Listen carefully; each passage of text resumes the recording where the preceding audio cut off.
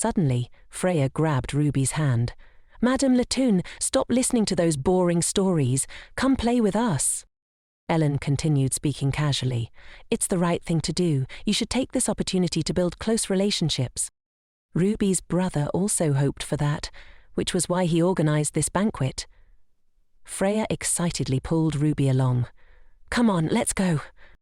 But no one knew that someone was still watching, especially paying attention to Rudbeckia de Borgia alone. Other young ladies also admired Ruby's dance. "Madam, please teach me too. Are my steps like this okay?" one of them asked. Ruby enthusiastically instructed her. "That's right. First, extend your leg, then like this." Everyone admired Ruby. So elegant. As expected, the southern aristocracy is different, even in their dances. "I plan to visit Romania this winter. If it weren't for Madam, I wouldn't know anything," another young lady said. Ruby chuckled. "You don't have to worry so much." After the commotion of running away from home, she had been very stressed. Fortunately, the atmosphere now was different from what she had worried about. They also gossiped about Isaac. "This is really surprising. Who would have thought he would dance?" That's why they say men change after they get married. That depends on the person. "Look at my husband," one of the young ladies said. Ruby was speechless. "I'm not much different either," she replied. But since earlier she had noticed Endymion following her so closely. "Does he think I can't see him?" The young ladies were like people in the clouds. Actually, when the two of you stepped out earlier, my heart was pounding. "Madame, you're so adorable, and Sir Isaac looks incredibly sexy." Ruby just kept smiling. "Even if you're dressed scantily, you still like it? Should I join in as an ardent fan?" another young lady asked. Madam must have been very moved, right? Ruby was also getting carried away. "Of course," she said. But one young lady liked to make sarcastic remarks. "I wonder if it's because Madam loves her husband so much, or is there another reason? I can't think of any reason for the recent commotion, can you, Madam?" Ruby's smile became even brighter than before. "Here we go again. They must have found the flame they need to be satisfied." The young lady added, "It seems like Romania has a very free and comfortable atmosphere, right?" Ruby just shook her head. "It's not like that. On the contrary, it's stricter in Romania. If my brother came here, he would be very angry. Everyone in my family must be very worried about me. Because things didn't go your way, you're frustrated, right? So don't touch me anymore," Ruby replied, her tone firm. "Even if you deliberately provoke those with positive mindsets, whose heads are full of flowers, in the end, only you will be harmed. Won't you? No matter what people around me say, I will maintain this concept. Now that I'm suspected of poisoning Freya, I have to be even more steadfast." The others weren't so malicious anyway. It was fortunate that Madam had returned safely. That's right. Madam's husband wandered around looking for his wife for days and nights. The entire kingdom wished for Madam's safe return, someone added. Ruby smiled it off. "Thank you, everyone." However, Ellen had been paying attention to Ruby since earlier. Without saying anything, she patted Ruby's head gently. Ruby suddenly looked over, surprising Ellen. "Oh, I'm sorry," she muttered. Next, the focus shifted to Freya. "Miss Vuana, is it okay to be outside for so long?" one of the young ladies asked. Freya replied confidently, "Of course, it's fine. I can even dance some more." The young lady exclaimed, "That's great. How could Om's banquet be complete without you, miss? Who would do such a terrible thing? I hope they catch the culprits soon." At this moment, Freya put down her wineglass. "We should stop talking about that here." Then she looked at Ruby. "What's wrong? Why are you staring at me like that?" As expected of Freya, Ruby thought. She still suspects me of being the real culprit. Even so, Ruby couldn't blame the victim. Freya and those who had just spoken apologized profusely. "Yes, we shouldn't talk about such dark things. I was being thoughtless." Slipping into the gaps between her complex thoughts, Ruby recalled the thing she had tried to forget. That day when Freya rode her horse and ran away. Was she really that busy at the time? Ruby pondered. Maybe it was because I had accumulated too much fear of being harmed. Now, I can't trust anyone. Compared to being foolishly stabbed in the back, I'd rather hide my inner feelings.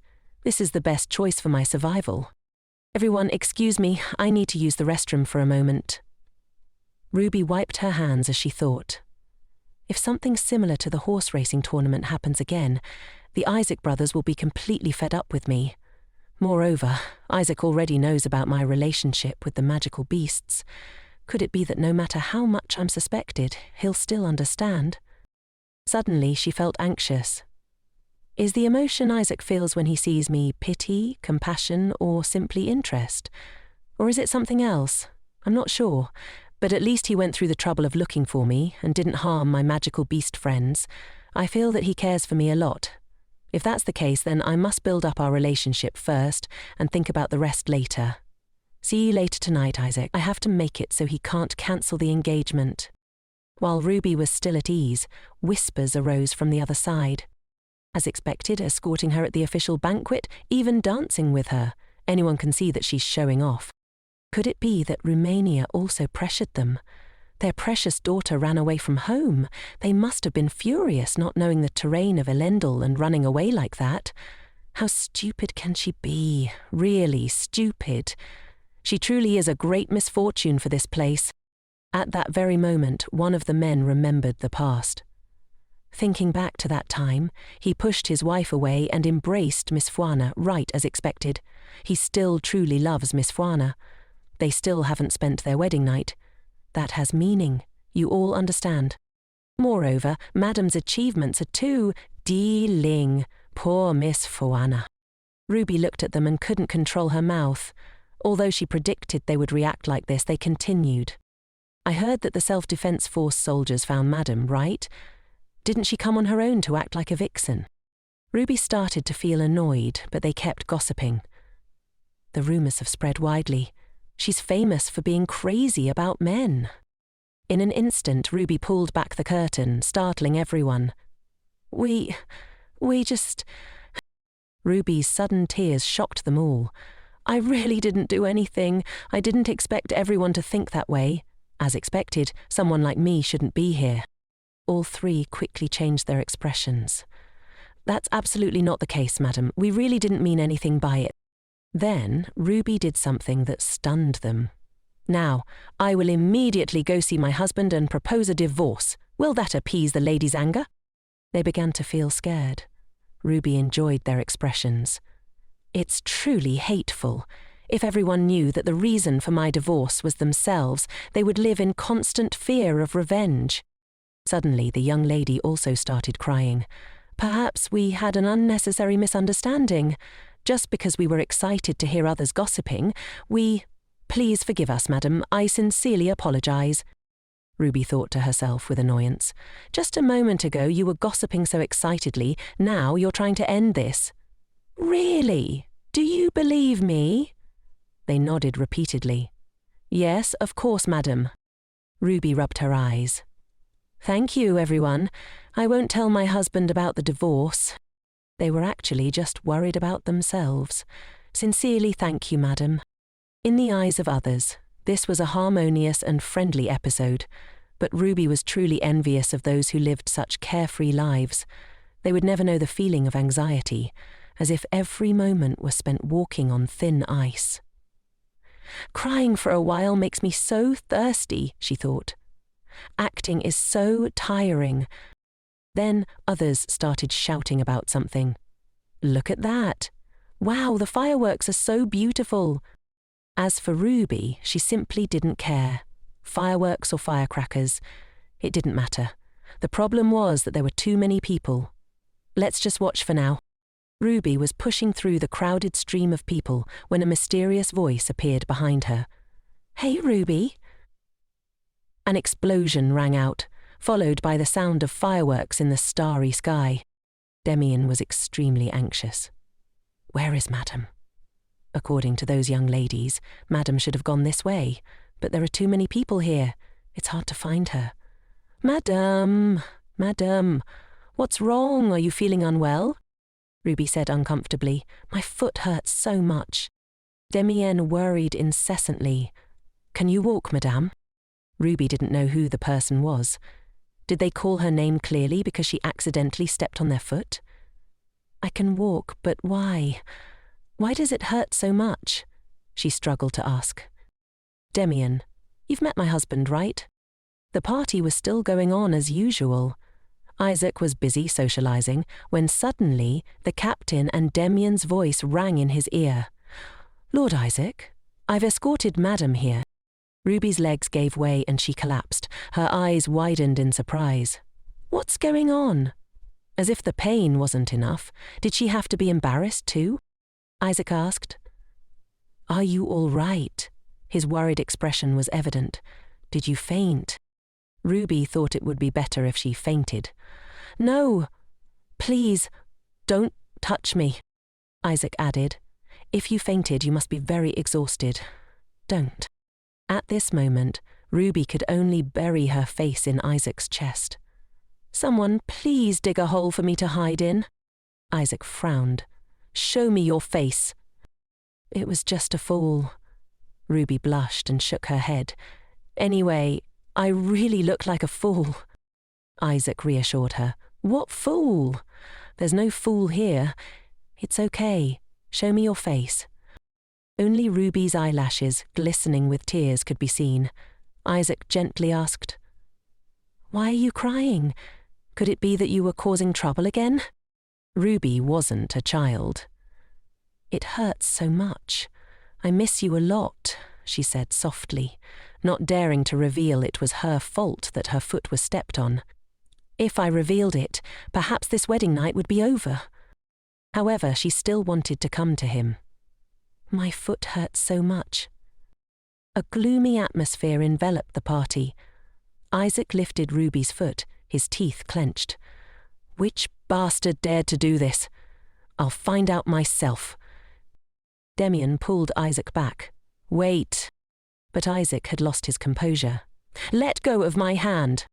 Isaac's attitude stunned everyone. Demienne ran up. "My lord, I apologize. I should have protected Madam better." Isaac coldly replied, "That was an act that took only a split second to consider and execute. It could have happened at any time." Ruby had completely forgotten about that. Once Isaac got angry, no one could stop him. Freya also ran over. "Isaac, what's going on?" Isaac didn't care and brushed her off. "Get out of the way." Freya's eyes widened. Ruby tried to soothe him. "Calm down, Isaac." Isaac looked at her. "Not like what? Then why does your foot look like that? What did that guy say to you?" Ruby realized he wanted to check because someone had harmed and threatened her. Or perhaps it was because this happened at his own party. Whatever it was, she had to calm him down quickly. Ruby gently raised her hands and hugged Isaac tightly. "Husband, I missed you so much. That's why I went there. It hurt so much that I came to you without warning. I didn't know you'd be so angry." Everyone watched the situation in silence. Isaac sighed in relief and hugged her. "Demienne, please take care of the rest," Ruby cried silently. "Help me, everyone." Isaac had taken Ruby to a private room. He observed the shoe in his hand. It was very dirty. Then Isaac looked at Ruby, her mood completely confused. Now both the banquet and their first night were ruined because of her. Once the treatment was over, Isaac would definitely scold her. Maybe he would send her back to Romania like that time, but he had said he wouldn't send her back. Should she believe those words? Did gentleness turn into violence in a blink of an eye? Moreover, she didn't like the silence. Ruby's heart skipped a beat when she looked at Isaac. He didn't know what she was worried about. Isaac didn't even know what to say. The servant, after treating the wound, said, "It's all done, young master." Isaac instructed, "Wait, remove the turtle decoration as well. Didn't you hear me?" Isaac had been feeling uneasy for a while. Ruby was also curious. Isaac turned to ask her, "So, you didn't clearly see who did this?" Ruby shook her head. "No, I really didn't see clearly. I'm not lying." After that, Isaac sat down next to her. "I don't think you're lying. Your foot is like this." "Perhaps the banquet should end," Ruby said sadly. "I'm sorry. This banquet was a rare one that you prepared for me, but it's a shame. But it's my fault." Isaac raised an eyebrow. "What's with that expression? Are you very angry?" Isaac carefully observed her. Ruby had been in this state for a long time. As Isaac expected, she looked very regretful. Ruby chuckled. "You're the one who feels regretful, not me. As long as I'm with you, I'm happy tonight. Even though the plan failed, let's try again. I want us to continue being together like this." Rhea confessed that tonight she also wanted to be by Isaac's side like this. Isaac seemed surprised to hear these words and fell silent. Seeing Isaac's reaction, Rhea flustered and corrected herself. "Of course! It would be a bit difficult for someone as busy as you, right?" But Isaac had no intention of refusing. He shyly stood up and said, "First we should go for a walk, shouldn't we?" Rhea wondered if Isaac was being so strange. Should I just let him go alone? Their chosen spot for a walk turned out to be the greenhouse. Isaac carried Rhea as he walked and said, "I tried my best to make it as similar as possible, but I don't know if it resembles Romania." Contrary to Isaac's worries, Rhea found the place truly beautiful. She commented that it looked like the Hanging Gardens. Isaac didn't know about the Hanging Gardens of Babylon that Rhea was referring to. According to Rhea's story, the Empress, having left her birthplace, missed home so much that she fell ill with homesickness. So, the king built those gardens for his beloved wife. Rhea explained that she had read about it in a novel before. After saying that, she felt a little embarrassed because Isaac probably wouldn't have built the greenhouse without meaning in mind. Rhea shyly thanked Isaac for making such a beautiful garden for her, saying she really liked it. "It's good that you like it," Isaac replied. The greenhouse was filled with roses. Rhea exclaimed that there were so many other beautiful flowers to admire. In her cheerful mood, Rhea suggested to Isaac, "Let's take a slow stroll around this place." Isaac smiled. "How could I refuse when my wife has such a desire?" Suddenly Isaac spoke up. "But I mean, K. Songbird, why do people in Romania call you that?" Isaac wondered. Rhea explained, "Probably because when I was little, on my older brother's birthday, after I sang a song, everyone started calling me that. People in Rebecca's hometown constantly referred to her as Stina's songbird or Stina's angel, all terms for a puppet who only babbled according to her family's wishes. This slightly embarrassing nickname made Rebecca blush." Isaac teased, "It seems you also have a talent for singing." Rhea quickly denied it. Isaac then asked, "I wonder, in the South, does the turtle symbolize anything negative?" Rhea was surprised to hear Isaac ask this. She answered, "No, it's just that I'm afraid of being alone with it." But Isaac wasn't easily convinced. "It seems there's another reason, to the point that just looking at a model makes you scared." The real reason made Rhea hesitate. 3 years ago, before her marriage to Duke Reborn took place, a bird struggled to escape its cage. Rebecca's voice echoed as she shouted, "I don't like it! Please leave me alone! I'm not a puppet!" She had pleaded with her brother, as he was involved in the downfall of her family.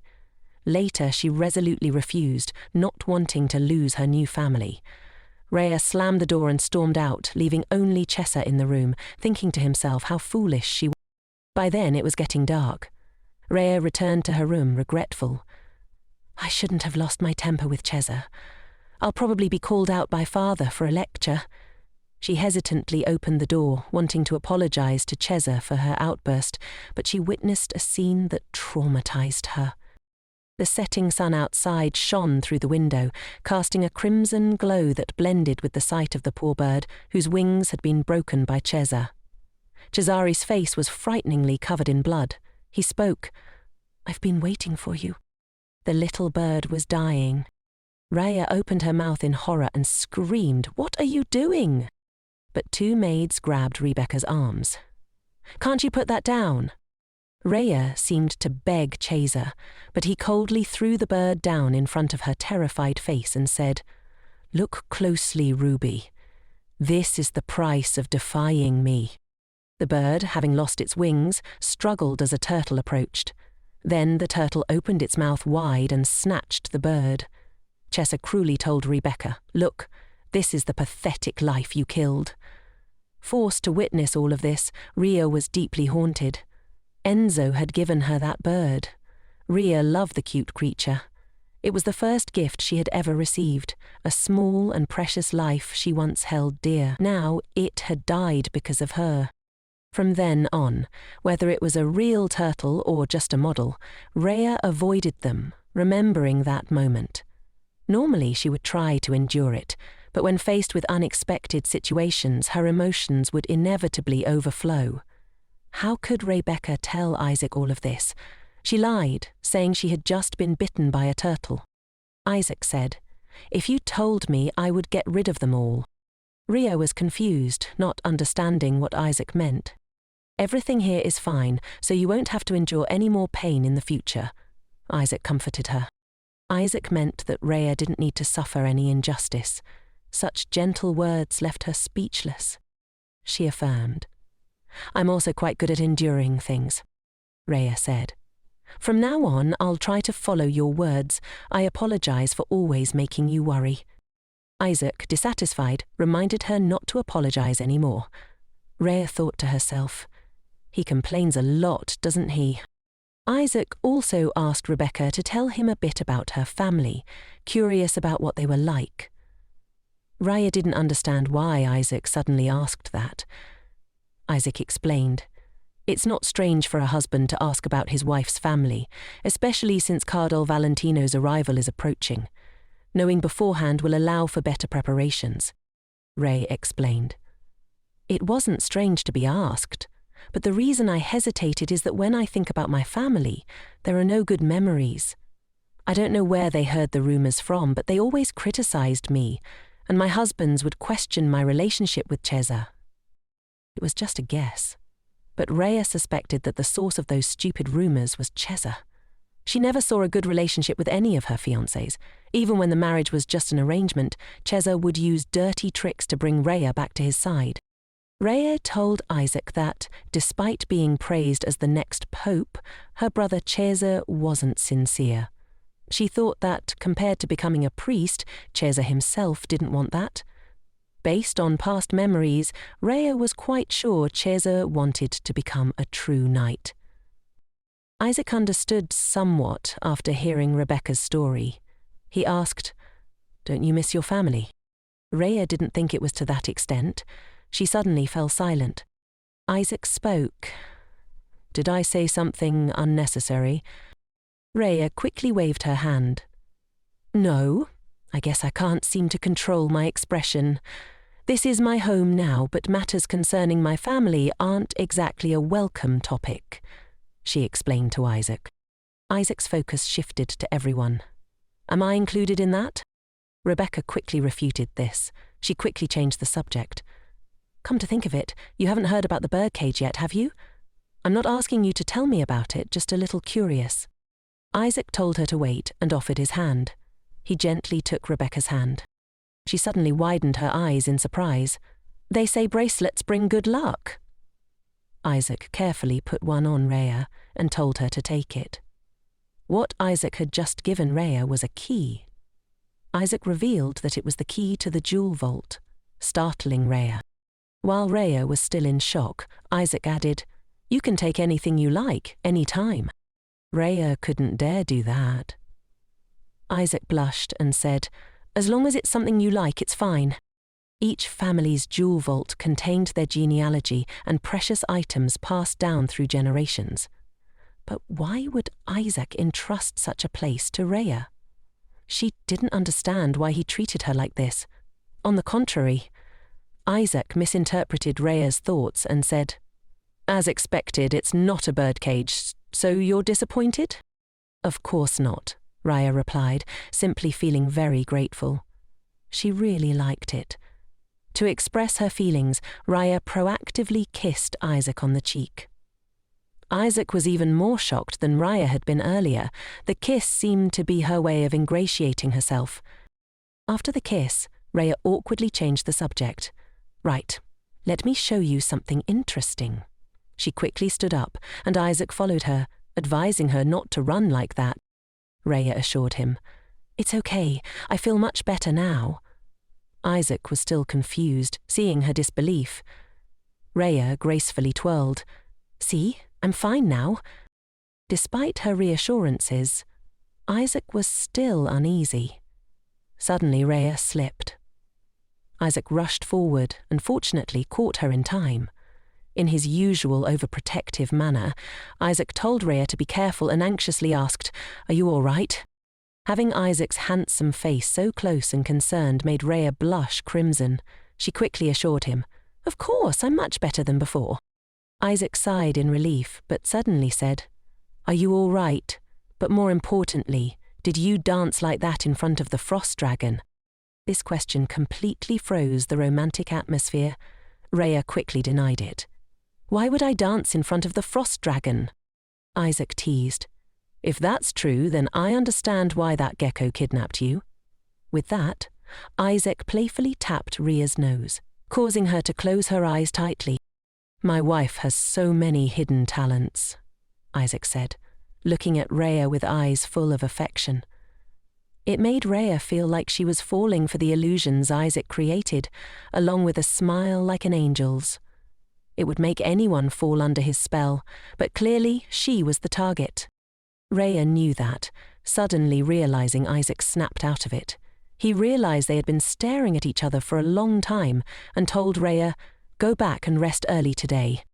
Isaac noticed there was still mud in Raya's hair. He said he would have someone prepare a bath for her, but she didn't want that. Raya clung to Isaac's neck, expressing her dissatisfaction. I said I was scared, Raya said. Isaac gently reassured her. Did the new maid scare you? How could Raya say such a thing? She quickly denied it. Absolutely not. Rona is truly innocent. Raya immediately corrected herself. I'm afraid of being alone. It was late, but everyone was gathered in the main hall. Raya mustered her courage and said, I want to stay with you a little longer. Raya justified herself, thinking perhaps everything she was saying to Isaac now was just because she was caught in a spell. Isaac was quite surprised by Raya's sudden honesty. However, Isaac didn't refuse and extended his hand.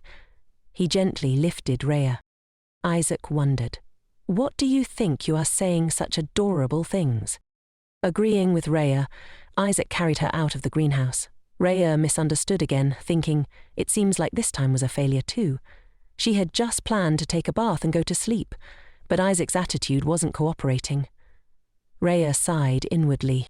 Of course, Raya didn't guess Isaac's intentions correctly this time either. When Isaac carefully set her down on a chair, Raya was still stunned. He told her to wait and went to call a servant. Raya was left bewildered in the bathroom, not understanding what was going on. She wondered what Isaac meant by bringing her to the bathroom. How could they be alone here? Runa, summoned by Isaac, entered and greeted Raya. Upon seeing Raya's injured leg, Rona gasped and anxiously asked about it. Raya casually explained it was just carelessness, since the master had instructed her. Rona didn't pry further and quickly helped Raya change her clothes. I've added holy water to the bath so your wound will heal quickly, Rona said. She carefully warned Raya, You absolutely mustn't get hurt, madam. Such beautiful legs. If they were to scar, I would be heartbroken. Raya responded, I'll be careful. Thank you for your concern. After Rona finished everything, she told Rhea she would leave first, which confused Rhea. Why do you have to leave? The young master said I only needed to help you undress, madame, Rona explained. Cheerfully she added, Isaac will help you bathe. Rhea's face went blank. She couldn't understand why Isaac would bathe her.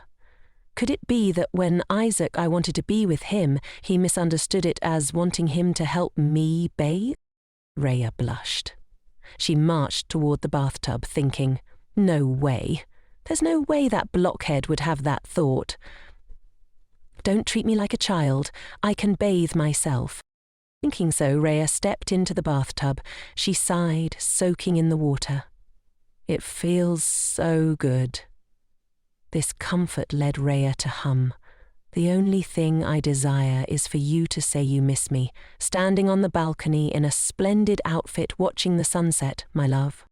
Rhea was in a very cheerful mood when she suddenly remembered, I wonder how Popo, Penny and the little dragon are doing. Rhea continued singing, Tell me you'll come back to me, unaware that Isaac had entered the bathroom just as she was lost in the melody. Isaac's voice asked, What are you singing? Rhea jumped, quickly covering herself with her hands. She really didn't know when Isaac had changed and arrived. They stared at each other, unblinking. Isaac leaned closer to Rhea and asked, Why are you so startled? Rhea stammered, Because you suddenly appeared from behind. Who wouldn't be startled? And what's with that outfit that barely covers anything? Isaac didn't pay much attention to her reaction and reminded Rhea to treat her leg first. She reassured herself. He often wears revealing clothes like that anyway. Isaac knelt down and carefully examined Rhea's leg. He gently massaged it and told her to soak her foot a little longer. Rhea's mind was in turmoil. Is he really going to help me bathe? He probably is, but he really just intends to help me wash, that's all. Rhea tried to calm herself down.